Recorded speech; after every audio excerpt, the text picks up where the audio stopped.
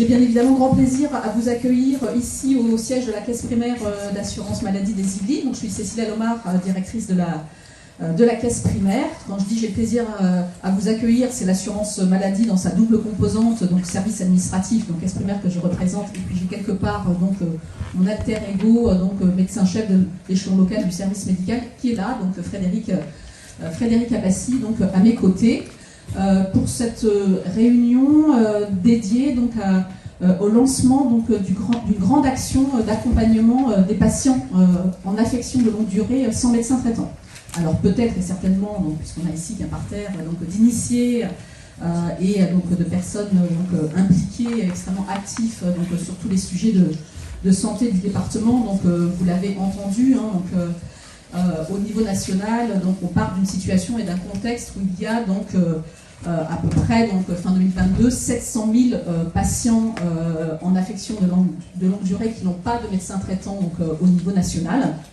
Et face à ce constat, le ministre de la Santé et de la Prévention a chargé dans les services de l'assurance maladie de travailler à la construction puis au déploiement d'un plan d'action au niveau national, puis bien évidemment une adaptation en fonction des territoires pour essayer de trouver des solutions concrètes pour faciliter l'accès aux soins à ces patients souffrant d'affections de longue durée et sans médecin traitant. Donc bien évidemment l'objectif de la réunion d'aujourd'hui, c'est de se consacrer à cette mission qui est sur l'année 2023 une des missions prioritaires de l'assurance maladie.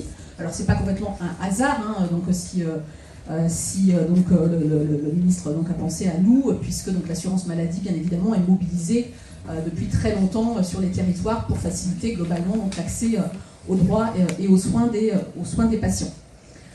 Vous dire bien évidemment que ce sujet-là, il n'est pas complètement nouveau, si on se réunit aujourd'hui, ça ne veut pas dire qu'on commence à travailler sur quelque chose qu'on n'avait jamais regardé. Donc bien évidemment, la réunion de ce soir s'inscrit dans une continuité, dans une histoire, puisque vous êtes nombreux ici présents dans cette salle, quel que soit votre rôle et vos missions sur le territoire, à œuvrer à la facilitation de l'accès aux soins des patients. Je pense bien évidemment en priorité à notre commission paritaire locale des médecins, avec laquelle nous travaillons activement à ce sujet. Je pense bien évidemment aux communautés professionnelles territoriales de santé, ici présentes nombreuses, et je les en remercie, dont une des missions socle de l'accord conventionnel interprofessionnel signé entre l'assurance maladie, l'ARS et elle, prévoit une mission relative à la facilitation de l'accès aux soins, dont la facilitation de l'accès à un médecin traitant. Donc on est vraiment dans une continuité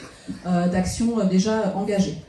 Le deuxième principe au-delà de cette continuité, c'est qu'on s'inscrit également dans ce qui est souhaité et auquel je pense qu'on est tous attachés, à savoir la territorialisation des réponses et des actions, ne pas être sur des plans nationaux monolithiques qui ont vocation à se décliner de façon militaire sans tenir compte des contextes particuliers sur les territoires, mais vraiment que l'on puisse adapter et surtout qu'il soit à la main des acteurs. Si on est aussi nombreux aujourd'hui, c'est que la territorialisation, ça commence par la concertation locale et la co-construction. Je pense qu'effectivement, j'ai déjà satisfaite de voir qu'on est aujourd'hui aussi nombreux. Nous, et la territorialisation de l'action et de cette action en particulier dans les Yvelines, on va la faire ensemble. Alors, bien évidemment, vous connaissez pour certains d'entre vous, mais pas tous. On a avec nous aujourd'hui des représentants de l'État, de l'ARS, Simon Kieffer et Anne qui sont aujourd'hui présents. Des représentants des élus du département, que je remercie d'être venus jusqu'à nous. On a bien évidemment aujourd'hui le conseil de l'ordre des médecins présent. Je citais la commission paritaire locale des médecins, avec laquelle nous entretenons des rapports extrêmement constructifs pour travailler sur tous les sujets d'accès aux soins sur le territoire. On a ici présent dans la salle aussi de nombreux représentants des communautés professionnelles territoriales de santé, des maisons de santé pluriprofessionnelles, des centres de santé également, des représentants des DODAC, nord et sud. Des représentants aussi des EHPAD, puisque on a un certain nombre de patients des EHPAD qui sont aujourd'hui concernés par cette absence de médecins traitants. Donc je remercie donc aussi également un bon nombre de représentants du conseil de la caisse primaire d'assurance maladie qui donc sont extrêmement attachés, qui représentent les assurés sociaux et qui sont extrêmement donc attachés également à cette facilitation de l'accès aux droits et aux soins.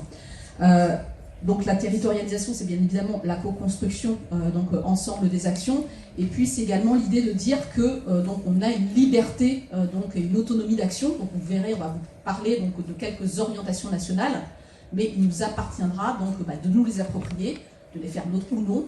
Et si effectivement on a d'autres idées ou donc d'autres actions que l'on souhaite déployer toujours dans le cadre, dans l'objectif de cette mission, ce sera également donc à travailler ensemble. Donc sachant que bien évidemment tout cela dépend bien évidemment de la maturité des acteurs du territoire. On sait par exemple en ce qui concerne les CPTS qu'elles ne sont pas toutes donc au même niveau donc dans leur genèse et dans leur construction et donc dans leur action.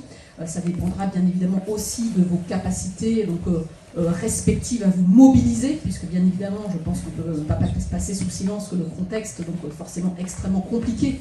Et bien que notre volonté soit là et partagée, je n'en doute pas, si vous êtes là, c'est que forcément vous êtes intéressé au sujet, mais on sait bien évidemment qu'il y a de nombreuses de difficultés, freins, par ailleurs un contexte conventionnel, donc je fais une petite parenthèse simplement pour en parler, qui n'est pas forcément donc, facilitant donc, aujourd'hui, et des grandes difficultés bien évidemment sur le territoire avec une situation complexe, donc ça dépendra bien évidemment des capacités de mobilisation des uns et des autres, et puis voilà, donc de votre possibilité de faire, parce que donc, on sait effectivement que les choses ne se feront pas toutes seules, et donc voilà, donc ça dépendra de votre capacité à pouvoir emmener et embarquer donc derrière vous, si vous le souhaitez avec nous, donc les autres acteurs avec lesquels vous êtes aujourd'hui en lien.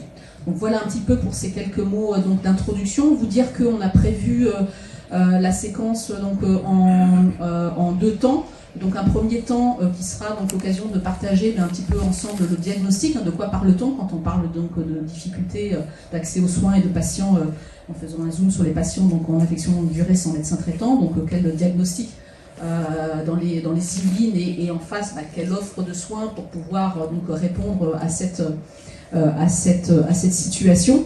On vous présentera les grandes orientations nationales. Vous verrez qu'il n'y en a pas beaucoup, puisque comme je vous l'ai expliqué, l'idée est vraiment de fonctionner plutôt avec une boîte à outils. Il nous appartiendra de décider donc, quelles actions on met en œuvre et quelles actions ensemble on souhaite déployer. Donc quelques premières pistes d'actions envisagées en local. Et enfin, donc ça c'est sur la partie plénière, et donc si vous avez toujours un petit peu d'attention et de temps donc, à consacrer, on vous proposera donc, un court atelier d'une demi-heure.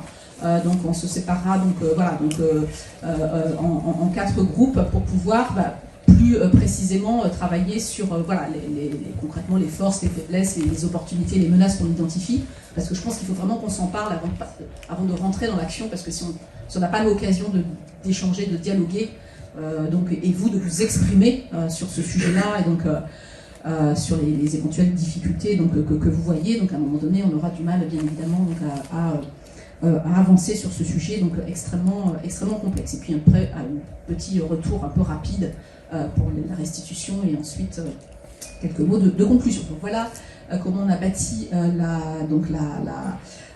la soirée, et sachant que j'ai confié à 2 super animateurs de la caisse que sont Linda Ravel-Chapuis et Sandrine Larcher, donc la lourde responsabilité d'animer cette réunion. Cette réunion, elle sera réussie si, bien évidemment, donc on sort avec un certain nombre d'éléments de connaissances un peu partagés sur la problématique et quelques commencements d'idées, de pistes d'action, mais elle sera surtout réussie si bien évidemment elle est participative et interactive, parce que j'imagine que vous adorez nous entendre, mais à ce moment-là on vous aurait juste envoyé un document et ça aurait été la même chose, et vous n'auriez pas perdu de temps à venir nous rejoindre, etc. Et donc avoir perdu une soirée entière. Et donc voilà, donc je compte sur vous bien évidemment pour intervenir pendant toute la présentation. On va vous donner des informations, n'hésitez pas à réagir, poser des questions, interagir.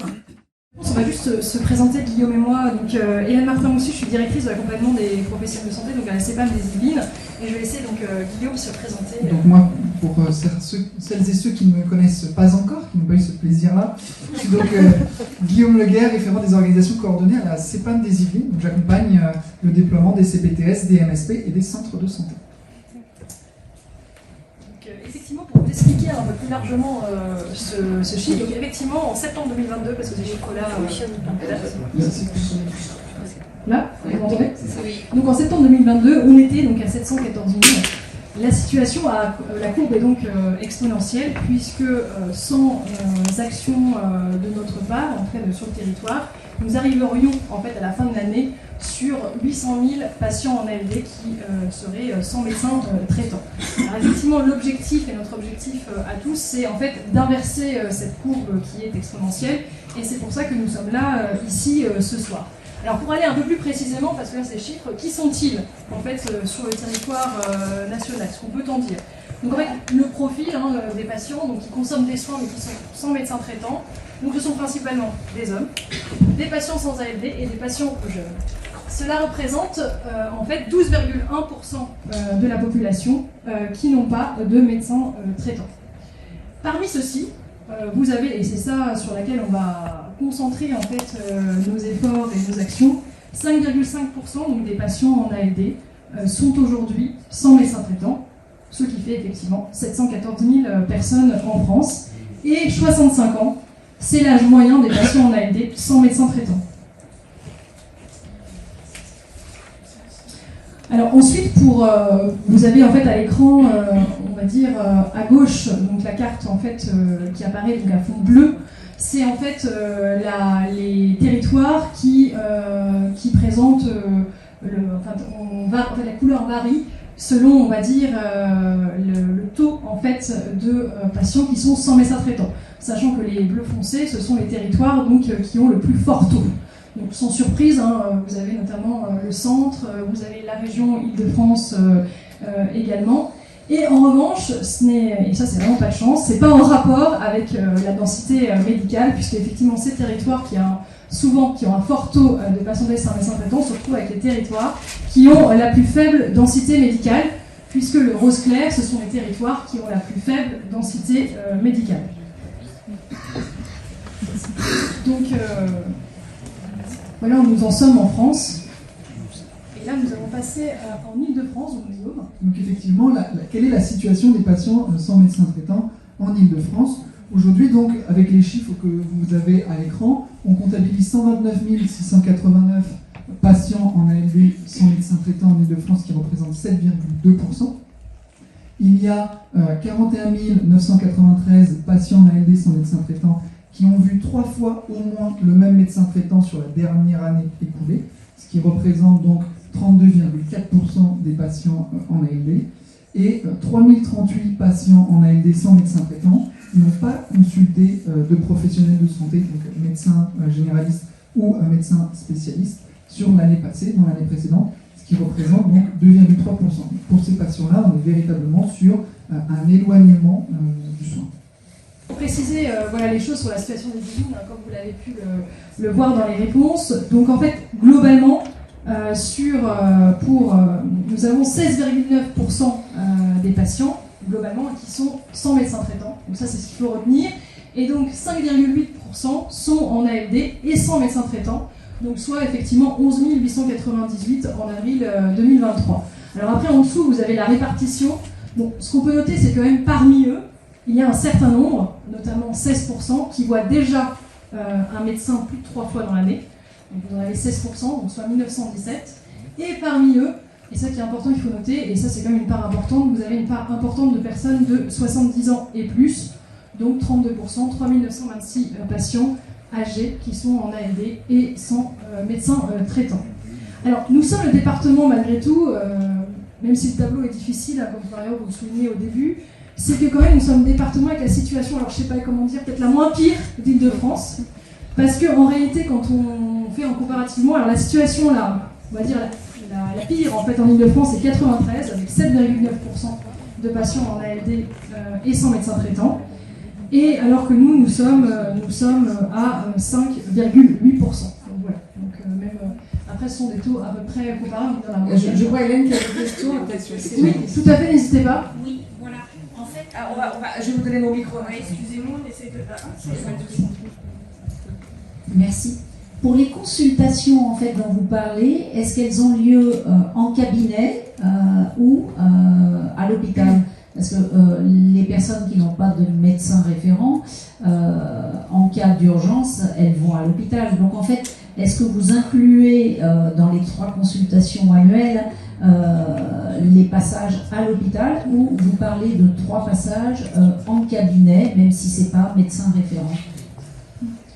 C'est en fait des passages, en fait, c'est soit des consultations, soit en fait des actes techniques. Par exemple, si on va voir... hôpital Non. Est-ce qu'il y a d'autres questions, tant qu'on est dans les... ou des remarques, ou peut-être des interrogations par rapport à ces chiffres? Des remarques? Ils vous étonnent ces chiffres? Et c'est des consultations de, par exemple, actes techniques médecins généralistes et médecins spécialistes qu'on a inclus.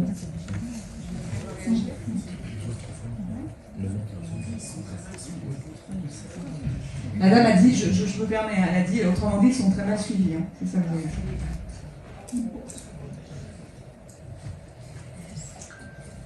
Alors ensuite, on va passer à la cartographie de Guillaume. Effectivement, donc là on vous a, je vais vous présenter donc 2 cartes qui ont le même fond. Le fond de carte, donc ce qui représente la couleur verte, c'est la part ALD sans médecin traitant présent sur le territoire de chaque CPTS. Donc plus la couleur est claire, moins il y a de patients en ALD sans médecin traitant, plus elle est foncée, plus il y a de patients en ALD sans médecin traitant. La différence entre les 2 cartes, c'est au niveau des symboles qui sont juste au-dessus. La carte de gauche, elle, représente, avec les croix rouges, les médecins généralistes présents sur le territoire. Plus la croix est grosse, plus il y a de patients généralistes, plus de médecins généralistes il y a sur le territoire. A l'inverse, sur la carte de droite, il s'agit des patients affiliés en ALD qui sont représentés par les carrés roses que vous voyez. Plus le carré est rose, plus il y a de patients affiliés en ALD. Donc de là, on peut déterminer une forme de dynamisme sur le territoire, notamment si vous voyez, si on prend l'exemple par exemple de la CPTS Sud-Yvelines, où vous avez un taux de patients en ALD sans médecin traitant qui est quand même assez conséquent, puisque compris entre 7 et 9,3%, mais vous avez très peu de médecins généralistes sur le territoire, puisque compris entre 8 et 73, mais en même temps vous avez un taux d'affiliés en ALD qui lui aussi est relativement faible. Donc avec une marge de manœuvre, en termes uniquement de chiffres, hein, je parle, qui peut être relativement faible. À l'inverse, si on prend la CPTS Grand Versailles, vous avez une part de patients en ALD sans médecin traitant qui est relativement faible comparée à l'échelle du territoire, puisque compris entre 4,4% et 6,1%, mais vous avez néanmoins, avec un nombre de médecins généralistes assez conséquent, puisque compris entre 138 et 203, mais vous avez également un taux d'affiliés en ALD qui est relativement assez important. Donc on voit bien que territoire par territoire, il y a des dynamismes et des enjeux qui sont véritablement très différents entre les différents territoires. Comme vous pouvez le voir, donc on a 4 effectivement, principales affections de longue durée, les pathologies, en fait les 4 principales pathologies sont effectivement les suivantes. Donc les maladies cardiovasculaires apparaissent en premier avec 28% des patients en ALD sans médecin traitant qui en souffrent. Ensuite le diabète qui suit de manière très très proche avec 24%. Et puis ensuite les affections psychiatriques de longue durée, 17% des patients. Et puis enfin, les patients atteints de tumeurs qui représentent 15% des patients. Donc voilà les 4 pathologies principales des patients en ALD sans médecin traitant, donc en France. Alors bien évidemment, la distribution, on va dire, est comparable entre de ces affections de durée est comparable. En fait, il n'y a pas de différence, on va dire, significative entre les pathologistes que des patients avec ou sans médecin traitant. Pour autant, ce qu'on peut remarquer, c'est que la part des patients avec médecin traitant est plus faible chez les patients souffrant d'une affection psychiatrique et la part des patients avec médecin traitant est plus importante chez les patients diabétiques ou ayant un cancer. Donc voilà un petit peu ce qu'on peut en retenir. Et puis, bien évidemment, ensuite, on va avoir notre focus plutôt dédié, en fait, et quid dans les Yvelines, Guillaume? Effectivement, et donc dans les Yvelines, on retrouve à peu près les mêmes maladies, il n'y a pas de secret là-dessus. Donc effectivement, la première ALD dans les Yvelines, il s'agit du diabète de type 1 et diabète de type 2, avec 60 514 patients en ALD, puis viennent par la suite les tumeurs malignes, affections malignes du tissu lymphatique ou hématopoïétique. Vous avez également les affections psychiatriques de longue durée, les maladies coronaires et également l'insuffisance cardiaque grave. Néanmoins, cette ventilation des maladies, des maladies en ALD ne sont pas forcément représentatifs en termes de part de patients en ALD sans médecin traitant, puisque vous voyez sur le territoire des Yvelines, ce sont les patients en affection psychiatrique de longue durée qui représentent la part de patients en ALD sans médecin traitant la plus importante. Ceci n'est pas forcément surprenant, puisque ces patients peuvent être suivis également par des psychiatres. Mais vous avez un nombre de 8,20% en ce qui concerne les diabètes de type 1 et 2, 6,90 pour l'insuffisance cardiaque, 6,20% pour les maladies coronaires et 5,60 pour les tumeurs malignes. Alors, ce qu'on peut dire comme explication, c'est globalement quand même, ce que en tout cas les données chiffrées qu'on a dans notre possession laissent apparaître, c'est qu'en réalité, il y a un moindre recours aux soins des patients qui sont en ALD sans médecin traitant que les autres. Quand on regarde, je vais surtout m'attarder sur les patients en ALD, parce que c'est un peu notre sujet du moment, c'est que globalement, il y a deux fois moins de patients qui voient en fait un médecin généraliste dans l'année qui précède. C'est-à-dire, par exemple, vous avez 40% des patients sans médecin traitant qui n'ont pas vu de médecin la dernière année, alors que c'est seulement 20% des patients sans médecin traitant et qui sont en ALD qui n'ont pas vu de médecin.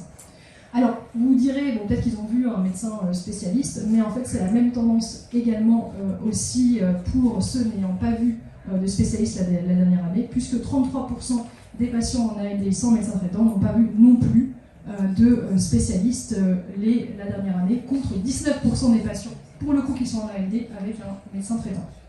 Donc vous le voyez, en fait, ils ne sont pas non plus sauvés non plus par les consultations des spécialistes. Donc ce qu'on peut dire, c'est qu'ils sont vraiment en difficulté d'accès aux soins. Et Guillaume, donc dans les Yvelines, qu'est-ce qui se passe? Et donc, au niveau des Yvelines, on retrouve la même... on est toujours prêt par sa machine. Au niveau des Yvelines, on retrouve la même dynamique, hein, sans surprise. Vous voyez ici le chiffre, donc vous avez 34% des patients en ALD sans médecin traitant qui n'ont pas consulté de médecin généraliste, contre seulement 11% pour ceux ayant un médecin traitant.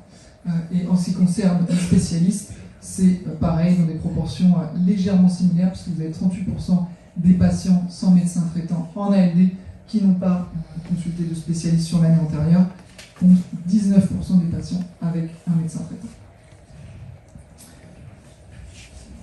Alors maintenant, on va vous faire un petit spot sur l'offre de soins dans les Yvelines. Ce qu'on peut dire aujourd'hui, donc, 934 médecins généralistes installés dans les Yvelines, alors moins 17% effectivement en 10 ans.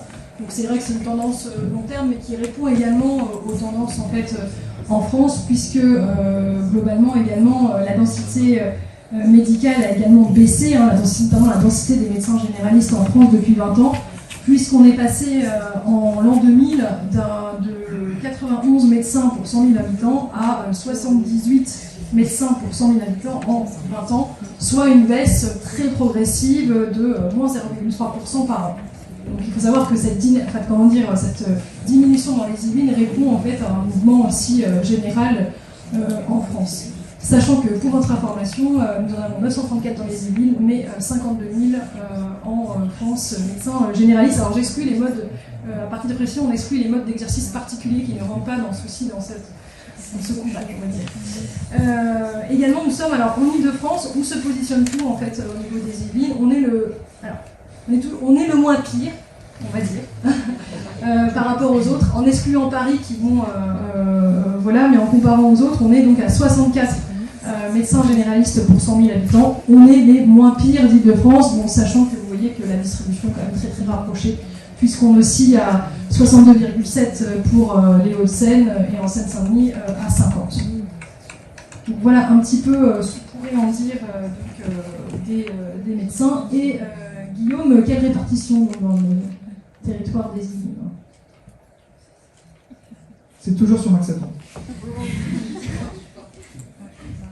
Alors, dans les Yvelines, voilà, on retrouve donc cette cartographie avec là, donc au niveau du fond de carte, la densité des médecins généralistes.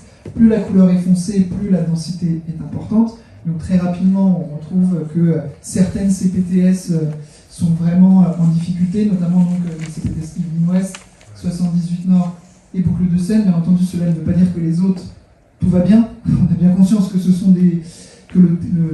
la densité de médecins généralistes sur le département des Yvelines est tout de même assez critique. Vous la présentez à l'instant. Mais voilà, ce sont principalement sur ces CPTS-là que des problématiques émergent. Et on n'oublie pas, bien entendu, les CPTS Sud-Yvelines, Fort-d'Yvelines, Saint-Quentin-en-Yvelines également, avec un bassin de population assez conséquent. Les CPTS Val-de-Seine et 78 Nord, Nord-Est 78, pardon, également, avec une densité relativement faible. La structure, là vous avez un peu la vision de la structure par âge.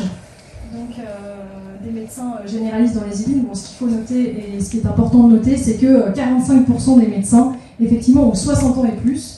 Alors, quand on compare, pour avoir un peu les données en tête, France entière, donc c'est 30% des médecins généralistes ont 60 ans et plus en France. Donc, effectivement, quand vous parliez de situations difficiles, compliquées, elle est effectivement réelle au regard de l'âge des médecins. Et notamment, ce qu'on peut aussi constater dans les Yvelines, c'est qu'on a aussi une baisse en 2-3 points des 40-59 ans dans les Yvelines entre 2021 et 2022. Alors, ce ne reste que sur un an, mais voilà, c'est le constat qu'on peut faire aujourd'hui. Alors, si on continue sur l'évolution, en fait, nous, de médecins, donc vous verrez aussi qu'il y a toujours une diminution progressive si on fait une focale voilà, sur les 3 dernières années. Pour autant, c'est moins 5% les premières années, mais il y a un petit espoir, puisqu'on est quand même passé entre 2021 et 2022 de 930 à 934 médecins. Faut pas dire qu'il y a une inversion des tendances, mais il y a un petit rayon de soleil. Plus 4. Voilà, qu'on peut constater. Voilà. Alors, je sais pas si c'est un petit rayon de soleil, un petit nuage moins gris, mais... Donc sur les territoires des Yvelines, si on repart sur les 934 médecins généralistes, on constate que 216 plus de 65 ans et plus, donc ça représente à peu près 30%, et les 934 médecins généralistes réalisent en moyenne 3519 actes durant une année. Donc ça, c'était les chiffres pour l'année 2022. Sur le nombre moyen de patients médecins traitants par médecin généraliste, donc il y en a 1121, dont 202 en ALD. Et en ce qui concerne les nouveaux patients médecins traitants pris en charge par des médecins généralistes, l'an dernier, toujours en 2022, il y en avait 167, dont 27 en ALD. Ce qui représente à l'échelle de l'ensemble des médecins généralistes du territoire des Yvelines, 134 034 nouveaux patients médecins traitants. Alors après, ce qu'il faut dire, c'est que ces 134 000 nouveaux patients, mais néanmoins, il y a aussi des sorties, puisque les mobilités, les décès de patients, enfin, voilà, il y a des nouveaux patients, mais aussi des patients qui, effectivement, aussi sortent de la file des médecins, j'allais dire, aussi. Et donc, en ce qui concerne donc, la répartition de l'offre et de la demande de soins au sein des CPTS des Yvelines, qu'est-ce que ça donne? Donc, on a identifié 4 zones, à peu près, en fonction du pourcentage de patients en ALD sans médecin traitant, donc au niveau des Yvelines 5,8%, et de la densité médicale par CPTS. Au niveau départemental, nous sommes donc à 63,4%. À partir de là, 4 zones se sont dessinées. Nous avons les CPTS qui sont classés dans la zone rouge, c'est-à-dire celles dont la densité de médecins généralistes est élevée, avec un pourcentage de patients en ALD sans médecin traitant, qui lui aussi est élevé. Donc il y a 3 CPTS dans cette zone-là, la CPTS Seine-et-Forêt, Vallée de Chevreuse et Projet du Confluent. Néanmoins, ce que l'on constate concernant cette zone, c'est qu'effectivement il y a des marges de manœuvre qui semblent être possibles. Néanmoins, on constate que pour plusieurs d'entre elles, elles sont véritablement à la limite. Voilà, il n'y a vraiment pas grand-chose qui les sépare d'entrer dans une autre zone. Donc, on suivra le déploiement du plan dans ces CPTS de manière assez rapprochée. Il y a également la zone peut-être la plus... Ça fait réagir. La plus compliquée, donc la zone orange, avec une densité de médecins généralistes faible et un pourcentage de patients en ALD sans médecin traitant qui est élevé, donc avec une marge de manœuvre qui semble très limitée. Donc sont dans ces zones-là les CPTS Val-de-Seine, 78 Nord et Yvelines Ouest. Donc là, véritablement, l'accompagnement de la CEPAM dans le déploiement du plan sera personnalisé par rapport aux enjeux. Et bien entendu, on fera des points réguliers sur le suivi de ces CPTS. Puis vous avez la zone verte claire, où là on pourrait considérer que c'est un peu la zone entre guillemets normale, mais qui n'est pas vraiment, hein, on est d'accord avec vous, au niveau du département des Yvelines, où là vous retrouverez donc, la plus grande majorité des CPTS, donc les CPTS Boucles de Seine, Saint-Quentin en Yvelines, Sud-Yvelines, Nord-Est 78 et Fort-d'Yvelines. Donc là, cette zone-là concerne les CPTS dont la densité de médecins généralistes est faible, avec un pourcentage de patients en ALD sans médecin traitant qui lui aussi est faible, donc potentiellement, en termes de chiffres, encore une fois je parle, avec une marge de manœuvre qui est possible. Néanmoins, ce que l'on constate et ce sur quoi nous serons vigilants, c'est la proximité de ces CPTS à entrer dans d'autres zones, que ce soit donc la zone orange, la zone la plus en difficulté, notamment pour les CPTS Boucles de Seine, Saint-Quentin en Yvelines ou même Nord-Est 78. Au niveau de ces CPTS-là, le départ de 1 ou 2 médecins sur le territoire pourrait faire passer ces CPTS dans une autre zone. Donc véritablement, nous serons très vigilants au déploiement du plan dans ces CPTS-là, en vous proposant également un accompagnement renforcé, comme pour les autres CPTS. Et également, vous avez donc le 4e axe, le 4e plan, donc, qui comprend les CPTS Grand Versailles et projet la CPTS Vallée de la Maulne, où ici, la densité de médecins généralistes est élevée, avec un pourcentage de patients en ALD sans médecin traitant qui lui est faible. Donc pour le coup, c'est entre guillemets la zone la plus favorisée, si je puis me permettre. Et donc là, pour le coup, les marges de manœuvre semblent possibles. En tout cas, il y a des modalités d'action qui seraient réalisables sur le territoire de ces CPTS. Bien sûr, là, ce qu'on va parler, c'est à la fois des orientations nationales. Alors sachez qu'il y a des orientations et des actions nationales, mais en fait très peu. Et en fait, ce qu'on va vous montrer avec Guillaume, c'est vraiment des propositions d'action issues d'une boîte à outils et de recensement des bonnes pratiques territoriales qu'ont mis en œuvre d'autres départements également. Donc ce n'est vraiment que des propositions d'action, tout reste à travailler bien évidemment entre nous. Alors, les principes fondateurs du plan d'action, il y a 3 principes clés, c'est-à-dire à la fois déjà le respect du principe du libre choix du patient, bien sûr, et aussi le respect du libre exercice du médecin et du choix de sa patientèle. C'est qu'effectivement, quand il y aura, on va dire, la demande de médecin traitant de la part du patient, il y aura bien évidemment le libre choix du médecin en face, et ça c'est vraiment les 2 principes sur lesquels s'appuie le plan d'action. Et ensuite, bien évidemment, et c'est ce que disait Madame Lamar tout à l'heure, c'est le respect de la spécificité intrinsèque de chaque territoire, c'est-à-dire qu'on va vraiment adapter au contexte et aux actions déjà mises en place, et aussi ce qu'on voyait sur les cartes tout à l'heure, c'est aux spécificités même de chaque territoire, et notamment chaque territoire de CPTS, puisque même la densité médicale varie entre les territoires d'un même département.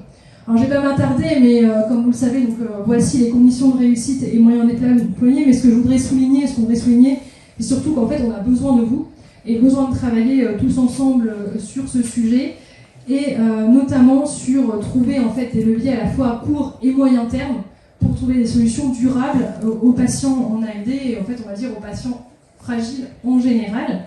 Donc et c'est effectivement, alors c'est à la fois travailler sur également avec bien évidemment les CPTS de manière rapprochée, les centres de santé, les maisons de santé pluriprofessionnelles et les EHPAD notamment, mais aussi travailler aussi avec les élus locaux pour justement trouver des solutions en coordination, tant sur par exemple la mobilité des patients fragiles que sur par exemple l'anticipation des cessations d'activité des médecins et la reprise de la patientèle.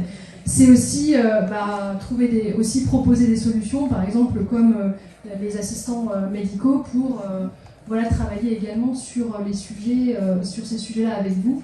Donc on va justement vous présenter très rapidement en fait les dernières évolutions conventionnelles et du règlement arbitral qui apportent en fait des assouplissements quand même intéressants qu'on souhaitait porter à votre connaissance et qui pourront accompagner en fait la mise en œuvre du plan, sachant qu'il y en a certaines qui sont déjà d'application directe et qui ne vont pas attendre 6 mois ou la fin de l'année comme d'habitude. Donc pour vous présenter rapidement ces évolutions conventionnelles, il y a donc, comme vous le disait Madame Martin-Moussu, une aide à l'emploi des assistants médicaux qui est mise en place, qui permet d'être plus simple et qui concerne davantage de médecins. Donc il reprend en intégralité les propositions faites dans le cadre de la négociation. Et donc en ce sens, les critères d'éligibilité sont assouplis. Je ne développe pas là, mais si vous voulez, on pourra en rediscuter. Mais l'objectif, les aides conditionnées à l'augmentation de la patientèle médecin traitant de la file active en ce qui concerne les assistants médicaux sont du coup revues pour être davantage personnalisées au niveau déjà de patientèle du professionnel de santé. Les objectifs ont donc été personnalisés. Les médecins peuvent choisir différentes options de financement en fonction de leur situation. Donc l'objectif, c'est vraiment de permettre aux médecins de dégager du temps médical et donc d'améliorer l'accès aux soins de la population. On peut noter également comme axe d'évolution le fait que les médecins traitants peuvent désormais facturer jusqu'à 4 visites longues par année civile pour prendre en charge à domicile des patients en soins palliatifs, qui sont dorénavant facturés 60 €. Le règlement prévoit également le déplafonnement de ces visites longues aux patients en soins palliatifs par les médecins traitants. Vous avez également des mesures qui relèvent du choix de l'arbitre et donc qui ne sont pas de la responsabilité de l'assurance maladie. Au-delà de ça, donc, il y a des revalorisations transversales des consultations. Les dispositions du projet conventionnel retenu répondent à une double préoccupation, à savoir le fait de permettre aux médecins libéraux qui travaillent beaucoup de dégager du temps médical. Ça, c'est véritablement important, chose qui est devenue rare et qui donc permet à terme d'améliorer l'accès aux soins de la population. Et également de répondre aux attentes de la population, en particulier les personnes fragiles, notamment en ce qui concerne donc les mesures relatives à la consultation d'inscription d'un patient en ALD qui a été revalorisée, ainsi qu'au déplafonnement pour les patients en soins palliatifs, comme je vous l'ai présenté. Alors, juste rapidement sur, si vous n'avez pas de questions, sur la structure en fait du plan d'action qui se fait en fait en plusieurs temps. Alors, je vais passer, là vous voyez à l'écran en fait les différents temps, c'est-à-dire qu'à la fois on a un temps d'action nationale qui a déjà démarré et ensuite un temps d'action locale dont le premier temps on l'a ce soir. Alors déjà il y a une action préalable.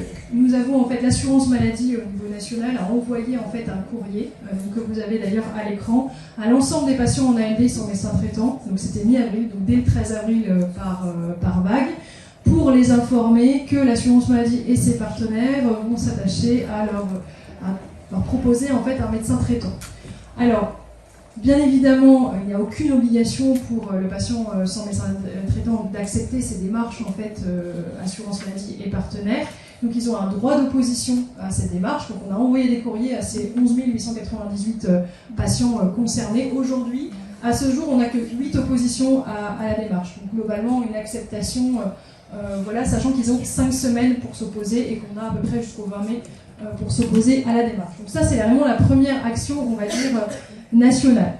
Ensuite, on a une action, une deuxième action, mais qui est nationale, c'est-à-dire que, comme vous le savez, on vous l'a présenté, il y a parmi ces patients des patients qui consultent, on va dire, entre guillemets, régulièrement un même médecin, donc c'est-à-dire 3 fois et plus. Donc on va envoyer, et donc par la messagerie sécurisée, à chaque médecin concerné la liste de ces patients, en une seule fois. Alors, pour information, la liste des patients qui soient affiliés régime général ou affiliés aussi les régimes spéciaux en une seule fois, c'est-à-dire que vous n'aurez pas plusieurs listes, mais une liste de tous ces patients-là, en leur disant, vous avez ces patients que vous suivez néanmoins, vous les voyez 3 fois et plus, est-ce que vous acceptez de les déclarer en tant que médecin traitant? Et dans ce cas-là, par la messagerie sécurisée, le médecin, s'il le souhaite bien évidemment, imposera en disant ok, pas ok, voilà, pour prendre en charge ce patient. Alors il faut savoir que dans les disciplines, ça correspond à un volume de 2000 patients sur les 12 000 patients en ALD sans médecin traitant. Donc ça, c'est une phase en fait qui va démarrer très bientôt, donc après le 20 mai. Alors bien évidemment, sur les déclarations de médecins traitants, là aussi, il y a une facturation, comme le disait, conventionnelle, qui est justement plus importante pour les patients en ALD qu'on voit la première fois. On a fait cette réunion, l'idée c'était un peu de se réunir pour cette action de lancement. Bien évidemment, les choses ensuite ne vont pas se faire toutes seules. Donc vous avez évoqué un certain nombre de pistes d'action, donc des difficultés, des freins, des menaces, etc., sur lesquelles on va travailler ensemble. Donc là, on était en format plénier.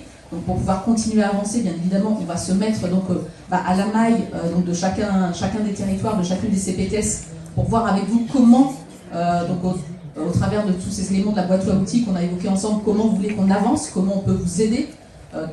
Est-ce que vous voulez être très autonome? Est-ce que vous voulez une participation à l'assurance maladie, ARS? On n'a pas évoqué, mais donc il y avait donc tout à l'heure le docteur Aquino qui était là, donc du Conseil territorial de santé, et qui donc proposait éventuellement que donc on puisse réfléchir à dégager éventuellement des financements pour des moyens supplémentaires si on arrive à identifier des actions.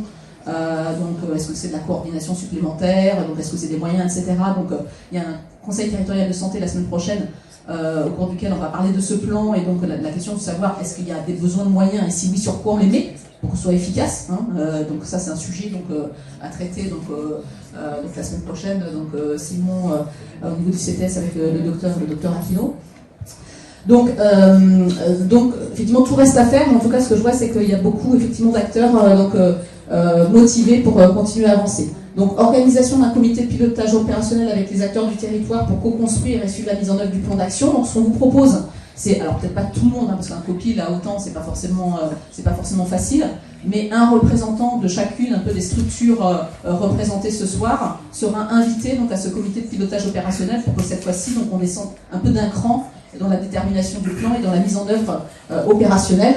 Bien évidemment, donc des réunions, des échanges, je l'évoquais à l'instant, donc avec chacune des entités, qui peuvent contribuer à la mise en place de ce plan, en commençant par les CPTS et l'ensemble des structures d'exercice coordonné, ainsi que les EHPAD, et tout cela en lien avec les représentants de la profession des médecins, ce qu'on appelle la commission paritaire locale, qui réunit l'assurance maladie et les représentants des médecins. Ce qu'on vous proposera pour le coup, c'est de se réunir à nouveau dans ce format plénier après l'été, en octobre, pour voir dans quelle mesure on a avancé, ce qu'on a fait, ce qui reste à faire, et donc pouvoir un petit peu repartager sur ce qui fonctionne, éventuellement échanger les bonnes pratiques, après quelques mois de mise en œuvre, et continuer à essayer de capitaliser sur les bonnes actions, sur les bonnes idées, et continuer à avancer ensemble. Et à très bientôt pour la suite de nos actions. Merci beaucoup, merci pour votre présence.